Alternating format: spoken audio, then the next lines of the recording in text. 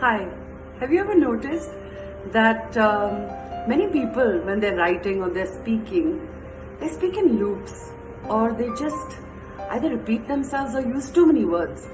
For example, if you're asking in writing for sick leave, one email could go like this, in which you could say that I woke up this morning and I realized that I had a cough and cold. I checked my temperature and I had a slightly high fever, after which I took a crocin, but I'm still not feeling too well.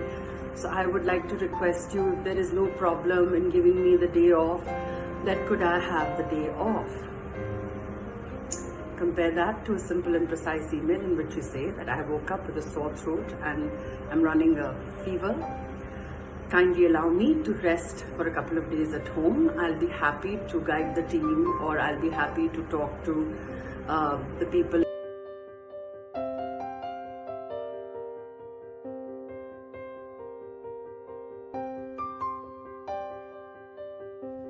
Because so many times we always find ourselves wanting to explain something. This need to actually make sure that someone understands or believes us. The better way would be to be more precise and to be less verbose, because usually who you're writing to are busy people. And they would just read a mail and say, okay, get to the point. What do you want?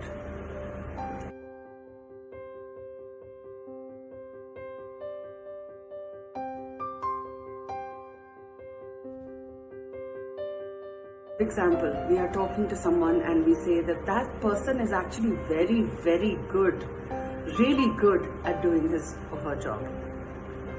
Instead of that, we could just say that that person is adept at what they do or are competent at their jobs. Why use 4 or 5 words when 1 or 2 could suffice?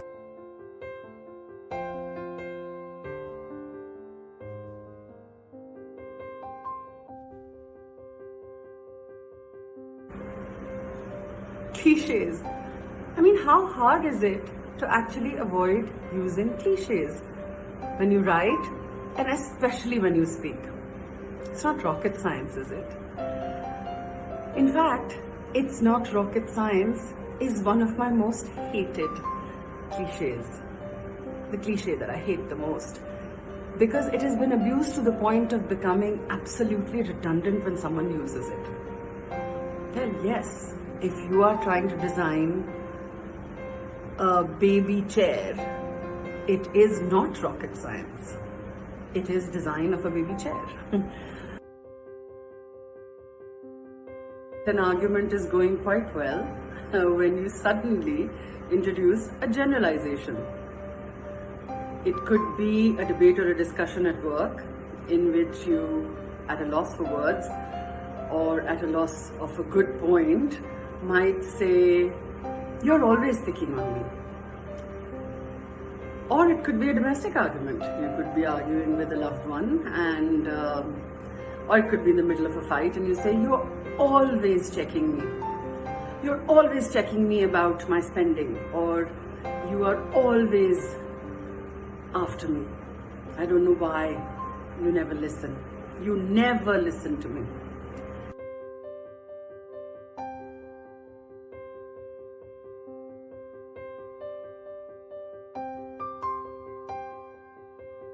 Just like that, when we use generalizations in writing or when we are talking, what we're doing is we're taking the easy way out. In place of that, a precise piece of data or a balanced opinion or even conceding a minor point would actually take you a long way. Measure your words. Do not give in to this weak person's choice of just issuing a blanket statement. Believe me, it will help much more to take the argument in the right direction if you are to use something that actually adds value to that discussion or to that argument.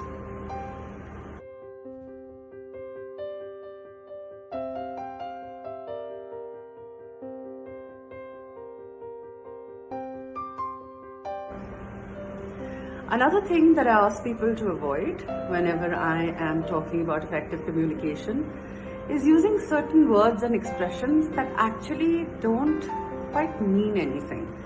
They are insipid or lukewarm or just plain vacuous. For example, the word nice.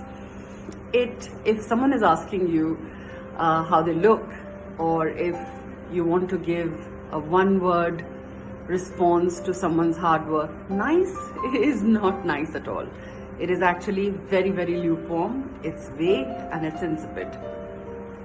The other thing we've got used to is that we use a lot of words like amazing and awesome.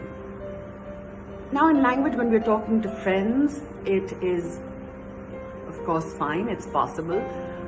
But when we are writing or when we are talking in a formal environment or making a presentation, then to say amazing or awesome, or even to write that in an email or a formal draft, is actually again not amazing or awesome.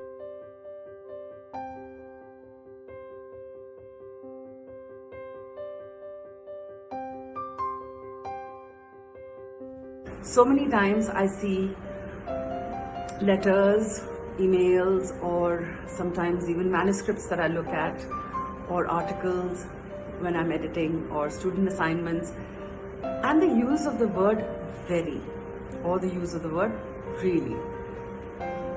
I think we've got so used to using these fillers because we feel instead of actually using the precise adjective that would define that situation, or at a specific measure of say time, space, or volume even, we just say it was very big.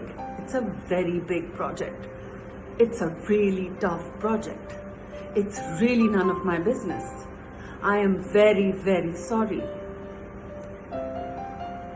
Repetition of these words makes it even worse. Try not to use filler words. Use the word exactly that you're looking for. It will help you actually become a much better and more communicative.